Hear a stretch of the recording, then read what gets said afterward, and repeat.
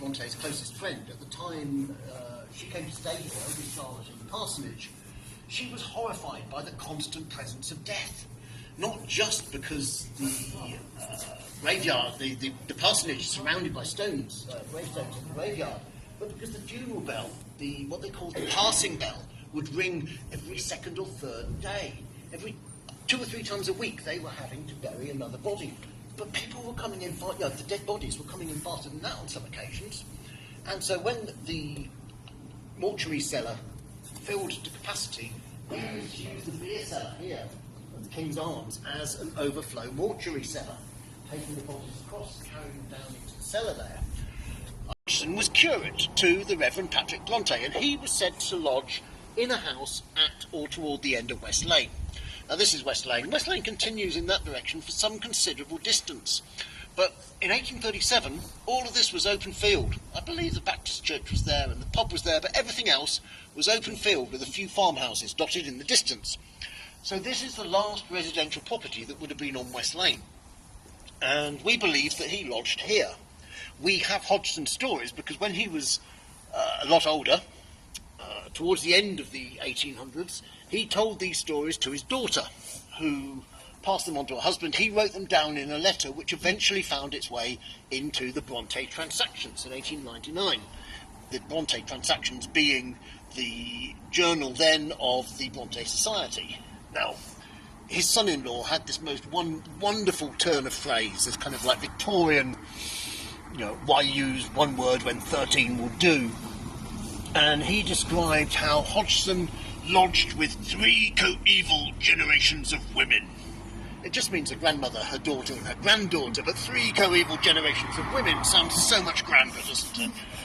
And described how when he first moved in, his landlady, who was the grandmother, told him that only a couple of months earlier, her granddaughter, who was then about 3 or 4, had come running up to her, crying her eyes out, because the room that she had just left, she had seen a woman stood in the middle of the floor with something tied around her neck like a noose.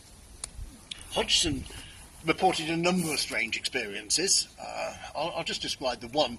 If you're interested in more, just drop me an email. I can send you a copy of the letter. But he describes, for example, coming back from work. So he'd have been coming back from the church across the way there. Remember, this was open field, so he had a clear view all the way back to the house. It was starting to get dark. Night was drawing in, and he saw a light in one of the upstairs windows, as if somebody was carrying a candle in the room upstairs and walking around. This light was moving around in the window. And he thought to himself, oh, my hosts must be getting ready for bed. Not wanting to get back after everyone had settled to sleep, and thus disturbed them, he picked up his pace. He made his way back faster, and as he was walking back faster, he could see this light still moving around, as if that person was carrying a candle around in the room. And then it moved from one window to the next, as if whoever it was had walked across from one room to the next. He got back to the front door. He entered his lodgings, only to find all 3 of his hosts sat around the kitchen fire. And when he spoke to them, they had been sat around that fire for some considerable period of time, significantly longer than it had taken him to walk from the church across the field to his lodgings. So it was clearly no member of the household had been walking around upstairs carrying a candle, and as far as Hodgson was concerned, no human agency.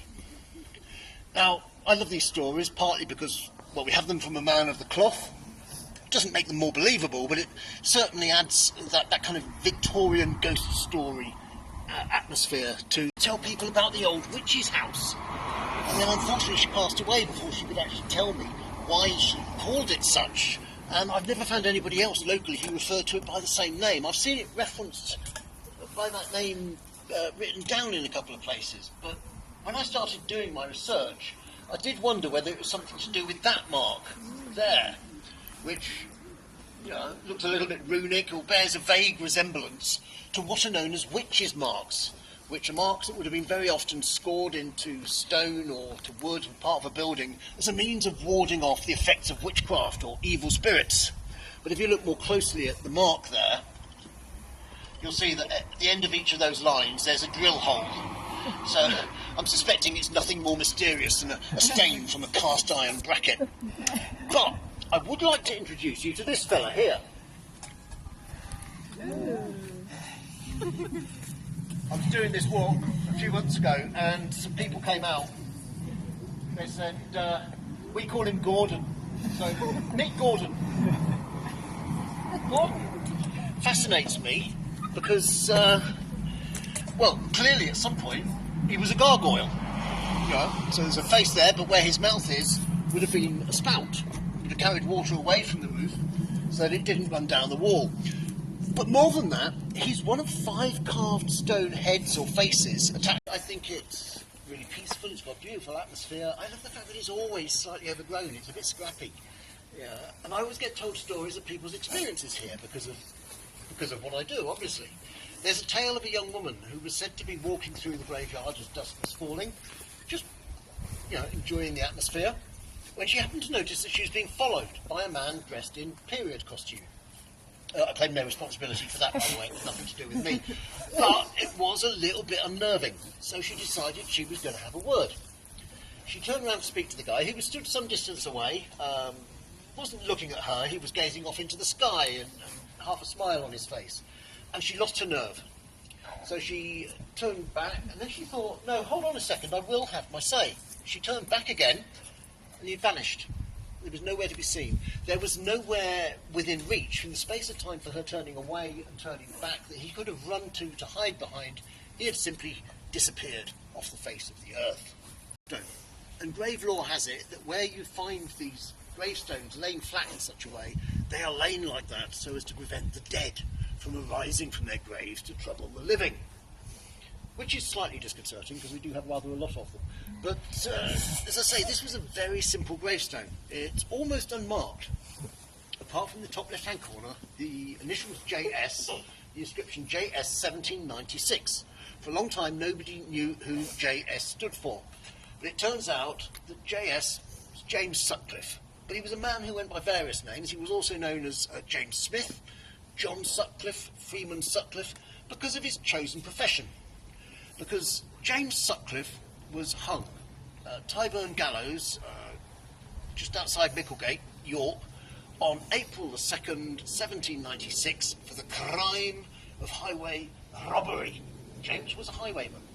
James spent his evenings sat in the pub, nursing a drink. Just the one, mind, because he had no intention of falling under the influence of alcohol. He was listening to the stories, the tales of visitors, travellers, folk who maybe had stopped off to rest their horses for the night, so they would have booked a room, they would have ordered a meal and having a few drinks. I don't know what the tipple would have been back then, probably beer with body in it. But as the alcohol was starting to take effect, they would spin a few yarns, they would boast a little bit, tell a few stories. James was taking all of this in, deciding who he was going to follow when they left the pub the following morning.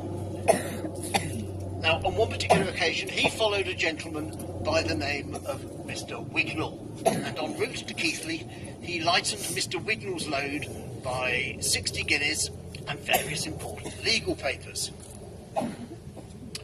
Unfortunately for James, he was late to be apprehended for this crime, and he was taken to York, where he was...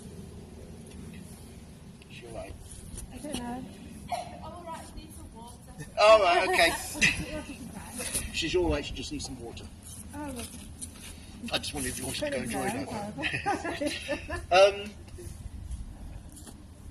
Yeah, so unfortunately he was apprehended for this crime. He was taken to York, where he was jailed, he was tried, he was convicted, sentenced, and he was hung. Now, the normal